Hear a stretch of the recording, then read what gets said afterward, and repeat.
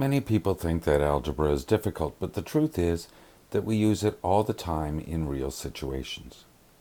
Once you've learned the basic principles of working with algebraic equations, such as principles of equality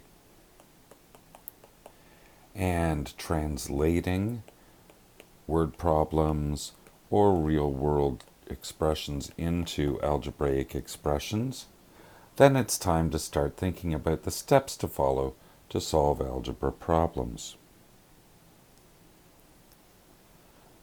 You may have heard of these 3 steps: understand, plan, and do. Now let's break the steps down as they apply to algebra problems. Step 1 is understand. And in this phase, we're going to read the word problem or think about the real-world situation and make sure we know exactly what's going on so we can translate it. As part of that, identify the things you know,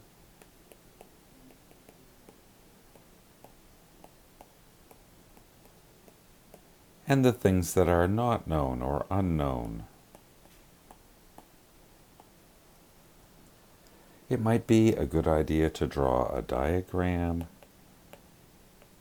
or a chart and to label it with the information that you have.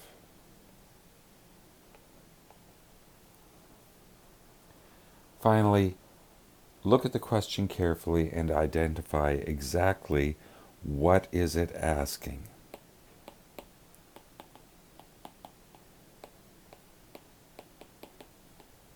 What exactly do you need to find out? Step 2 is to make a plan. So now that you understand the problem, you need to know how to solve it.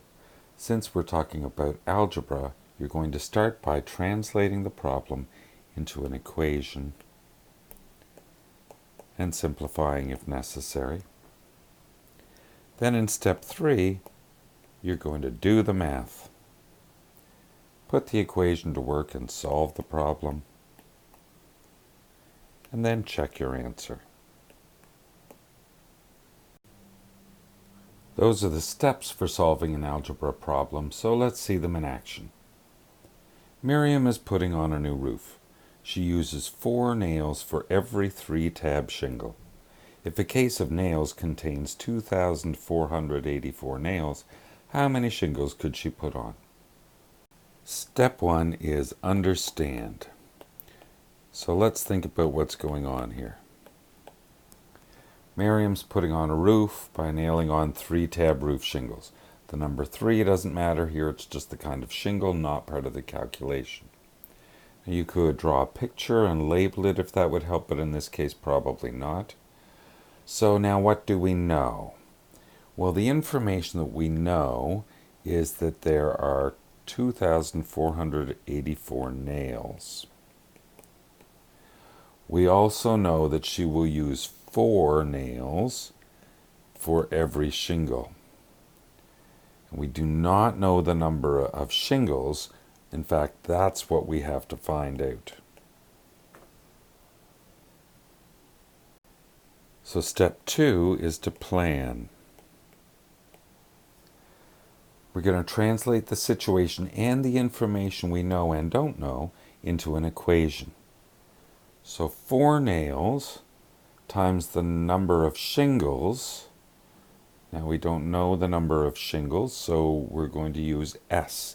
So we've got 4S is going to equal a total of 2,484 nails.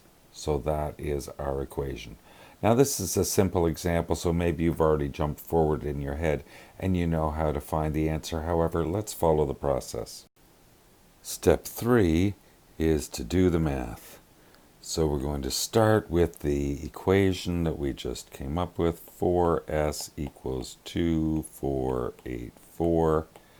To isolate the variable on the left, we're going to divide both sides by 4. So s equals 2484 divided by 4.